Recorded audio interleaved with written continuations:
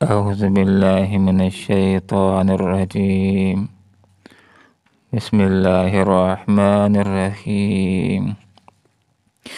إنما حرم عليكم الميتة والدم ولحم الخنزير وما أهل لغير الله به فمن اضطر غير باغ ولا عاد فإن الله غفور رحيم.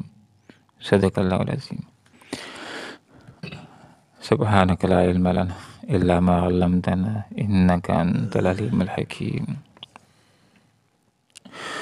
انما بے شک صرف اور صرف حرمہ اس نے تو بس حرام کیا ہے علیکم تمہارے اوپر المیتۃ مردار، والدم اور خون، ولحم الخنزیر اور خنزیر کا گوشت، وما اور ہر وہ چیز کے اہلا لیا گیا ہو لغیر اللہ اللہ کے علاوہ کسی اور کا نام بھی ہی اس کے اوپر، فمن استرا پس جو کوئی مجبور ہو جائے، غیر باغن سرکشی کرنے والا نہ ہو، وعلی عادن اور نہ حد سے گزرنے والا، فإن اللہ پس بے شک اللہ تعالیٰ غفور بخشنے والا ہے، رحیم رحم کرنے والا ہے۔ اہل ایمان کو یہ تعلیم دی گئی کہ جو حلال طیب اللہ نے تمہارے لیے حلال کیا ہے اس کو حلال ہونے کا عقیدہ رکھو اور استعمال کرو، اللہ کا شکر ادا کرو۔ جس کو اللہ رب العالمین نے حرام ٹھہرایا ہے اس کے حرام ہونے کا عقیدہ رکھو، اس سے اپنے آپ کو بچاؤ۔ آل عرب کے اندر مشرکین نے جو برے کام کیے اس میں سے ان کا ایک برا کام یہ بھی تھا کہ حلال اور حرام کے اختیارات اپنے ہاتھ کے اندر لیے ہوئے تھے۔ جس جانور کو چاہتے تھے حرام قرار دیتے، جس کو چاہتے تھے حلال قرار دیتے، اور پھر اوپر سے ظلم یہ کرتے کہ کہتے کہ یہ اللہ نے حلال کیا اور یہ اللہ نے حرام کیا۔ کسی کو صاحبہ کہتے، کسی کو بحیرہ کہتے، کسی کو وسیلہ کہتے، کسی کو حرام قرار دیتے، اور عام لوگوں کے لیے اس کو حرام قرار دیتے۔ اس کا استعمال اگر کوئی کرتا تو صرف بتوں کے مجاورین کرتے۔ تو یہاں پر اللہ رب العالمین نے یہ بات سمجھا دی کہ وسیلہ، بحیرہ، صاحبہ اور حام حرام نہیں ہے۔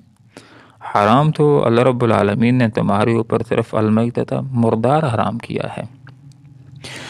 مردار سے مراد وہ جانور کہ حلال بھی ہو، بکری ہے، گائے ہے، بھینس ہے، شرعی طریقے سے ذبح نہ کی جا سکی، مر گئی ہے تو مردار ہو گئی ہے، اب اس کا کھانا تمہارے لیے جائز نہیں رہا، صرف اس کا چمڑا نکال کر دباغت دے کر اس کو تم استعمال کر سکتے ہو، اس کا گوشت وہ تمہارے لیے حلال نہیں ہے۔ ہاں حلال جانور ہو، بکری ہے، گائے ہے، اس کو مرنے سے پہلے تم شرعی طریقے سے ذبح کر لو بسم اللہ اللہ اکبر پڑھ کر کے، تو اس کا گوشت کھانا تمہارے لیے مباح ہوگا، جائز ہوگا۔ دوسری جو چیز اللہ رب العالمین نے تمہارے پر حرام کی ہے اس سے اپنے آپ کو بچانا ہے، وہ خون ہے، لیکن وہ خون نہیں کہ جو گوشت کے ساتھ چمٹا ہوا ہے۔ خون سے مراد وہ خون ہے جو دم مسفوح ہے، بہنے والا ہے۔ جب گلے کی رگوں کو کاٹا جاتا ہے تو جو تیزی کے ساتھ نکل کر کے بہہ جاتا ہے اس کا استعمال کرنا حرام ہے، اس کا کھانا حرام ہے۔ تیسری جو چیز اللہ رب العالمین نے تمہارے پر قطعی حرام کی ہے وہ ولحم الخنزیر، خنزیر کا گوشت ہے۔ خنزیر کے بارے میں علماء کا یہ قول ہے کہ یہ نجس العین ہے، نہ اس کے بالوں کو استعمال کرنا جائز ہے، نہ اس کی ہڈیوں کو استعمال کرنا جائز ہے، نہ اس کے گوشت کو استعمال کرنا جائز ہے، نہ اس کے چمڑے کو استعمال کرنا جائز ہے۔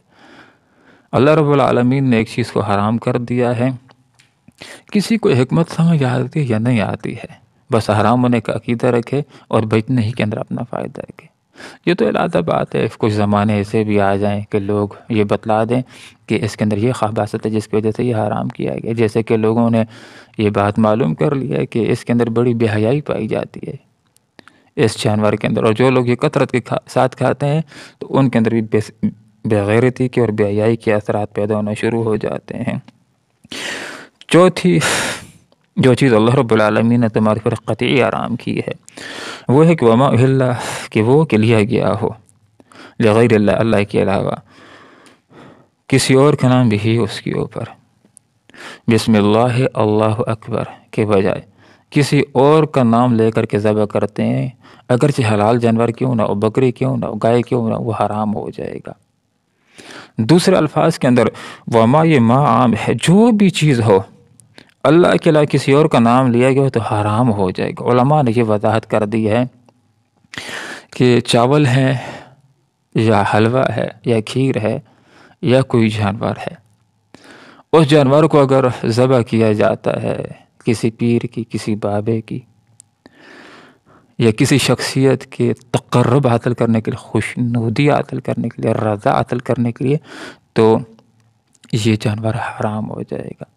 امام حسین رضی اللہ عنہ، حضرت داتا گنج بخش رحمہ اللہ کی خوشنودی کے لیے، ان کے تقرب کے لیے، ان کی رضامندی کے لیے کوئی گائے کو ذبح کرتا ہے، کھلاتا ہے، تو اس کا کھلانا یہ حرام ہے۔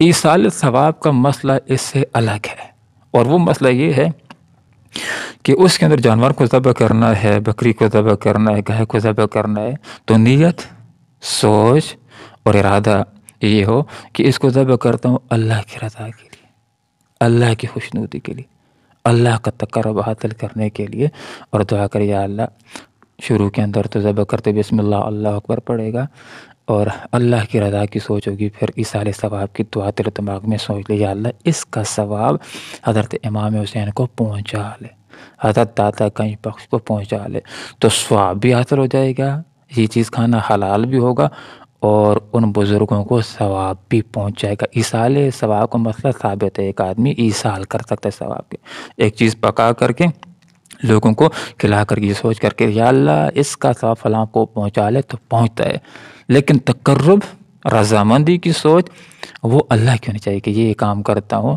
اللہ کو راضی کرنے کے لیے، اللہ کو خوش کرنے کے لیے، تو یہ جائز ہوگا۔ لیکن وما ہر وہ چیز کے اہل لیا گیا ہو لغیر اللہ اللہ کے علاوہ کسی اور کا نام بھی اس کے اوپر، تو وہ بھی خنزیر کی طرح حرام ہو جائے گا، خون کی طرح حرام ہو جائے گا، میتہ کی طرح وہ بھی حرام ہو جائے گا۔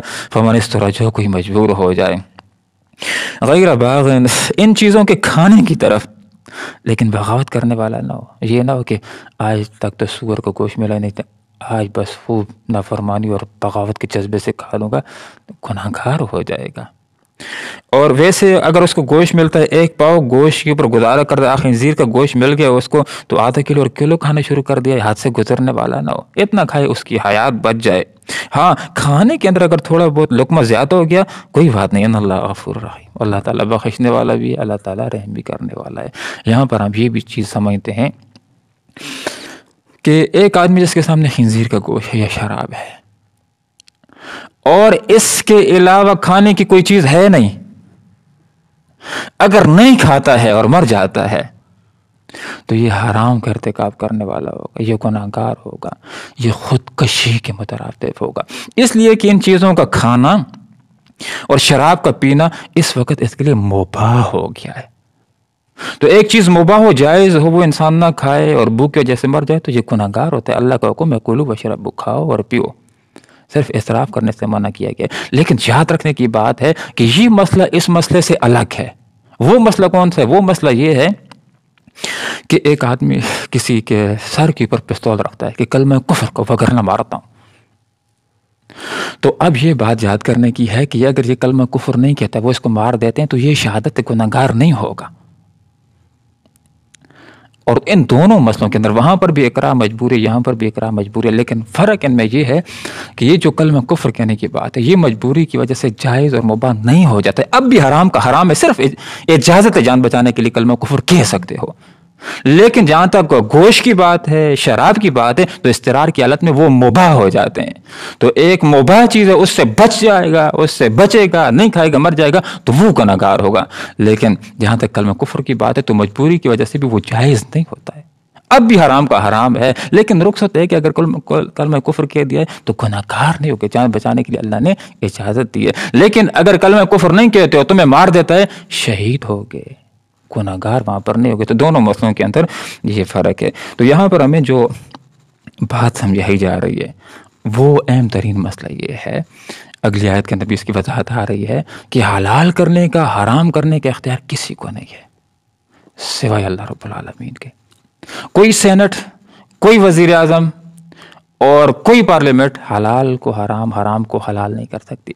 ये चीज़ को हलाल करना है या हराम करना है ये इख्तियार अल्लाह का है, और रसूल अल्लाह के दिए इख्तियार की वजह से एक चीज़ को हलाल या हराम ठहरा सकता है। बाकी किसी के पास जायज़ और नाजायज़ करने का कोई इख्तियार नहीं है, ख्वाह छोटा आदमी है या बड़ा आदमी है। अल्लाह रब्बुल आलमीन से दुआ करते हैं कि अल्लाह ताला हमें कुरान और सुन्नत को समझने के, इसके ऊपर अमल करने की तौफीक अता फरमाए। इसके अंदर एक अहम तरीन नुक्ता ये भी मैं जिक्र करके अपनी बात ख़त्म करता हूँ। जहाँ तक इल्लत और हुर्मत की बात है तो हुर्मत का दायरा बंद है और इल्लत का दायरा वसी है। ऐसा नहीं है कि ये चीज़ें हलाल हैं बाकी सारा हराम है, ऐसा नहीं। मसला ये है कि ये हराम है बाकी सारा जायज़ है। ये इस्लाम ने रुख्सत दी है कि जो भी चीज़ हराम नहीं है वो जायज़ है, जो हराम है तो सिर्फ उंगलियों के ऊपर बतला दिया गया है। तो जो हिल्लत का दायरा वो वसी है, मुबाह का दायरा वसी है। वही चीज़ें हराम है जिनको बतला दिया कि ये हराम है, बाकी जो हराम नहीं तो वो सारा का सारा मुबाह है, उसको इस्तेमाल करो।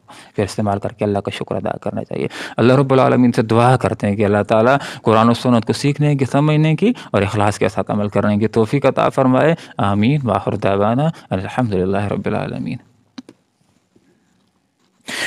इन्नमा बेशक सिर्फ और सिर्फ हर्रमा, उसने तो बस हराम किया है, अलैकुम तुम्हारे ऊपर, अलमैतता मुर्दार, वद्दमा और खून, वलहम खिंजीर और खिंजीर का गोश्त, वामा और हर वो चीज़ के उहिल्ला लिया गया लिगैरिल्लाह, अल्लाह के अलावा किसी और का नाम भी उसके ऊपर। फमनिस्तुर्रा, पास जो कोई मजबूर हो जाए, गैर बागिन, सरकशी करने वाला ना हो, वला हादिन और हद से गुजरने वाला ना हो, फ़इन्नल्लाह, तो बस बेशक अल्लाह ताला गफूरुन बख्शने वाला है, रहीमुन रहम करने वाला है। अल्लाहुम्मा रब्बना आतिना फिद दुनिया हसना व फिल आखिरति हसना व क़िना अज़ाबन्नार, बिरहमतिका या अरहमर राहिमीन।